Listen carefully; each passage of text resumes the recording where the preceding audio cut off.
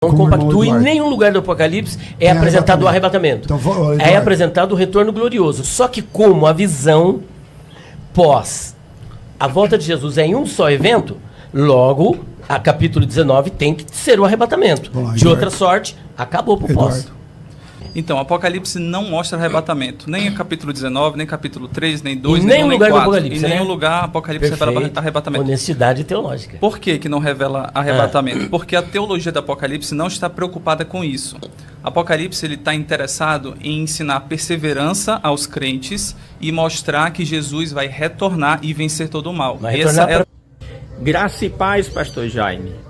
É verdade que o livro do Apocalipse não fala do arrebatamento da igreja? Desde já lhe agradeço pela atenção. Graça e paz. É claro que fala sim, irmão Eliel.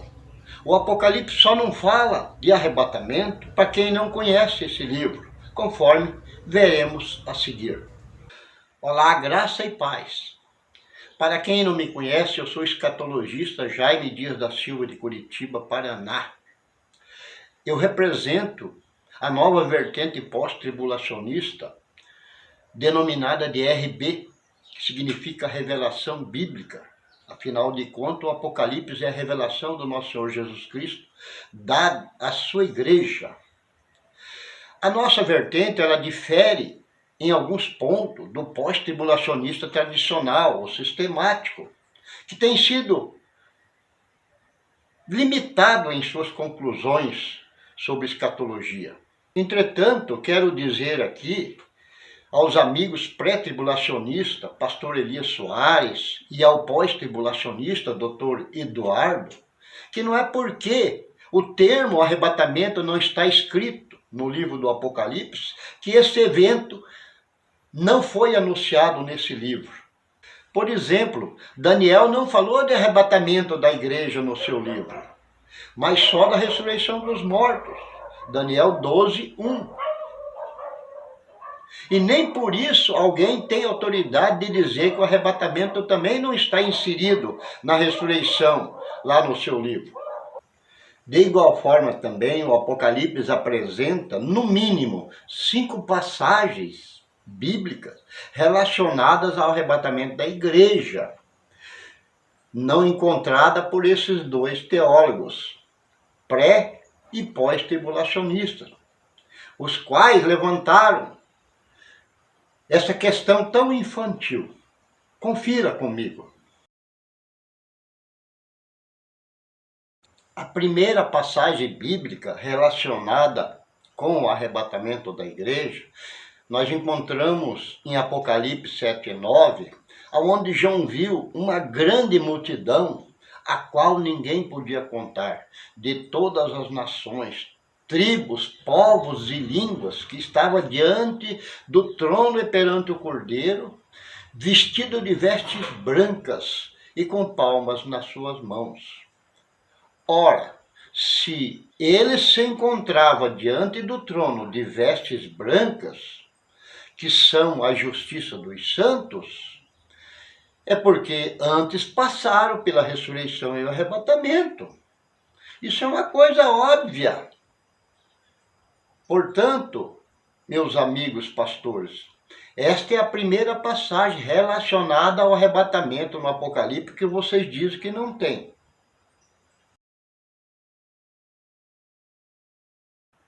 Já a segunda passagem relacionada ao arrebatamento,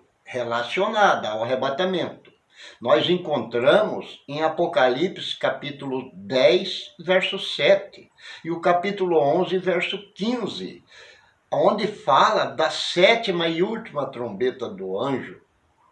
Porém, como a sua explicação é longa, nós editamos um outro vídeo com o tema A 7ª trombeta do anjo é a do arrebatamento? Sugerimos que assistam, clicando na sua miniatura ao final deste vídeo. A terceira passagem relacionada ao arrebatamento da igreja, nós encontramos em Apocalipse 11, verso 18. Iraram-se as nações, e veio a tua ira, o tempo dos mortos, para que sejam julgados, o tempo de dar galardão aos profetas teus servos, aos santos e aos pequenos que temem o teu nome, aos pequenos e o grande, e o tempo de destruir os que destroem a terra. Está vendo como esse tempo é o tempo dos mortos?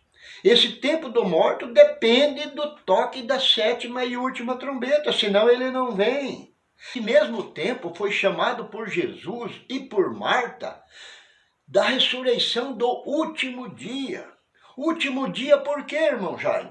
Último dia da voz do sétimo anjo. Para frente ainda temos acontecimentos ainda, não é o último dia secular, mas da voz do sétimo anjo. Leiamos: a vontade do Pai que me enviou é esta, que nenhum de todos aqueles que me deu se perca, mas que eu o ressuscite no último dia. João 6,39, 6,40, 6,44, 54 e o 11,24, dito por Marta. Eu sei, Senhor, que meu irmão, o Lázaro, há de ressuscitar na ressurreição do último dia. A quarta passagem relacionada ao arrebatamento da igreja, nós encontramos em Apocalipse 14, verso 1 em diante, que mostra os 144 mil israelitas, as primícias de Israel, sobre o monte de Sião. Para onde que os 144 mil foram levados? Para o céu, além das estrelas, como prega o pré-tribulacionismo, que a igreja vai além das estrelas? Não, mas foram levados para o monte de Sião, que fica em Jerusalém. Estes foram colhidos dias antes da ressurreição e do arrebatamento da igreja. Leiamos: e olhei, eis que estava o Cordeiro sobre o monte de Sião, e com ele 144 mil, que em suas testas tinha o nome do seu pai escrito. Esses são os que não contaminaram com mulheres, porque são virgens. Estes são os que seguem o Cordeiro para onde quer que vá. Estes são os que, dentre os homens, foram comprados como primícia, os primeiros a serem ressuscitados, para Deus e para o Cordeiro. Apocalipse 14, 1 e 4. Nota, esta ressurreição pouco é ensinada pelas teologias, tanto pré, quanto meso, quanto pós, porque não conhece as Escrituras. Porque essa ressurreição acontecerá antes ainda da ressurreição do último dia e do arrebatamento da igreja. Ela não constitui duas vindas ou duas fases de vindas, como pregam os pré-tribulacionistas. Pois esta ressurreição, juntamente com a ressurreição das duas testemunhas, fazem parte do corte das primícias da mesma lavoura, da ressurreição do último dia. É só ler o Estatuto de Moisés, que está lá escrito em Levítico, capítulo 9, verso 23 a seguir, que vocês vão ver a fiel prefiguração dessa mensagem, escrita na lei das primícias, aonde o agricultor colhia um molho da primícia da sua lavoura, colocava num cesto e levava no templo em Jerusalém, para o sacerdote mover ao dia seguinte do sábado. Este ritual apontava para a morte e ressurreição de Cristo, que foi cortado da terra, como diz Isaías. Ele foi cortado da terra e foi feita as primícias dos que dormem, conforme escreveu Paulo, capítulo 15 de 1 Coríntios, verso 20. Como também essa prefiguração apontava para os 144 mil, que são as primícias de Israel, pertencentes à última geração da igreja. Esse evento do corte das primícias também foi explicado por Paulo em 1 Coríntios 15, que ele disse Porque assim como todos morrem em Adão, assim também todos serão vivificados em Cristo, mas cada um por sua ordem. Primeiro, primícia. Primeiro, Cristo as primícias. Depois, os que são de Cristo na sua vinda. 1 Coríntios 15, 22 e o 23. Deu para os amigos ver aqui o espaço de tempo que existe, ou de dias, que haverá entre a colheita das primícias, que é a ressurreição e arrebatamento dela, da ceifa final, que é a ressurreição da igreja. Ora, se as primícias foram levadas para Sião, é evidente também que na ceifa final, o restante da lavoura, também que a igreja, será levada via ressurreição e arrebatamento para Sião, conforme escreveu Paulo. Mas chegaste ao monte de Sião, e à cidade do Deus vivo, à Jerusalém celestial, e aos muitos milhares de anjos, à universal assembleia, e à igreja dos primogênitos que estão inscritos nos céus. E Deus, o juiz de todos, os espíritos dos justos aperfeiçoados. Hebreu 12, 22.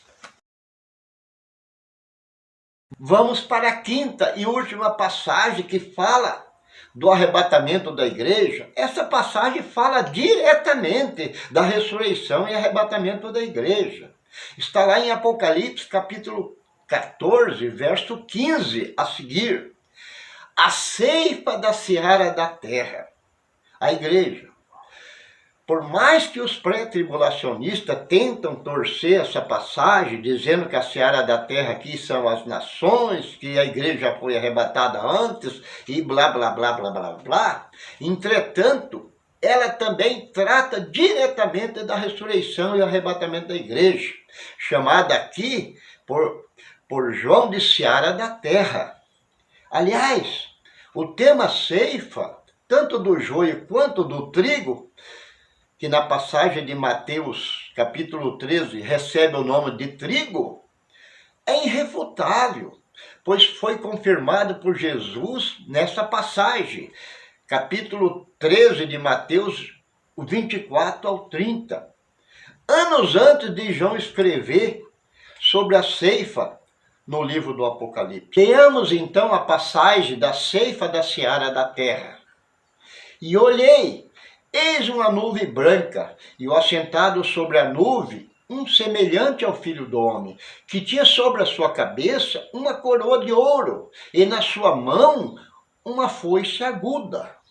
E outro anjo saiu do templo, clamando com grande voz ao que estava sentado sobre a nuvem: lança a tua foice e cega. É já vinda a hora de cegar, porque a seara da terra está madura. Aquele que estava sentado sobre a nuvem meteu a sua foice à terra, e a terra foi cegada. Apocalipse 14, 14 e o 15. Se essa passagem de Apocalipse não fala de ressurreição dos mortos e de arrebatamento dos vivos, então eu preciso conhecer as Escrituras. Poxa vida! Veja só, meus irmãos, qual de vocês é que já não ouviram aquela pregação da lei da semeadura, que todos os teólogos usam ela com a finalidade de colher mais oferta e mais dízimo para a igreja? O que é bíblico, não somos contra isso daí. Ocorre que essa passagem eles enxergam. Ele diz assim: quem semeia muito, muito colherá. Quem semeia pouco, pouco colherá. Quem de nós já não ouviu essa passagem? Quer dizer, quando o assunto interessa aos teólogos, eles enxergam. Aqui, no caso da colheita aqui, escatológica, que é a ceifa das almas, tanto do joio quanto do trigo, Eles dizem que não existe arrebatamento aqui, isso daqui está aqui de bobeira no Apocalipse. Misericórdia, meu Deus. Eu queria aqui fazer um paralelo entre esta passagem e a segunda parte de Apocalipse, capítulo 19, verso 7, que diz: porque vindas são já as bodas do Cordeiro, pois já a sua esposa se aprontou. Se aprontou por quê, irmãos? Porque aqui ela já estava madura. Mas madura de que jeito, irmão Jaime? Madura em quantidade, que João viu no início do livro do Apocalipse, capítulo 7, verso 9, uma multidão de todas as nações, tribos, povos e língua, a qual ninguém podia contar. A igreja está madura na sua quantidade. Ela também está madura na sua qualidade. Depois de passar por debaixo de todas as pragas da ira do Cordeiro, que são as 6 pragas das trombetas dos 6 anjos, a 7ª, conforme nós já vimos, não é de praga, tá? Essa 7ª trombeta, ela faz parte também desse mistério. Ela foi colocada uma trombeta de libertação no meio das trombetas de praga. Para aqueles que são carnais, imagina que ela seja de juízo, como de fato não é. Louvado seja Deus. Então, louvado seja Deus, a igreja está madura em qualidade, santidade, porque ela testemunhou a palavra do Senhor, conforme está escrito em Salmos 91, lá: somente com teus olhos olharás e verás a recompensa dos ímpios. É nesse tempo, meus irmãos, que ela será protegida, como foi no Egito, no meio das pragas. Louvado seja Deus. Ela também estará madura, meus irmãos, nesse dia, pronta para a celebração das bodas, que nesta passagem de Apocalipse 19, 7, ainda não é as bodas. Ainda temos 2 eventos fundamentais a serem cumpridos antes das bodas. Nós temos a Batalha do Armagedon em Megido e temos também o juízo das nações, para depois a igreja receber o convite para entrar no reino e daí sim receber as bodas e os galardões. Tudo ao seu tempo, meus irmãos. Está aí, senhores teólogos, o pré-tribulacionista, pastor Elias Soares, e o pós, doutor Eduardo, as 5 provas que há sim arrebatamento no livro do Apocalipse. Aliás, a questão colocada pelos senhores deveria ser bem outra. Deveria ser feita a seguinte pergunta: será que os pré- e os pós-tribulacionistas tradicionais conhecem mesmo o livro do Apocalipse? Então, até uma próxima vez. Amém.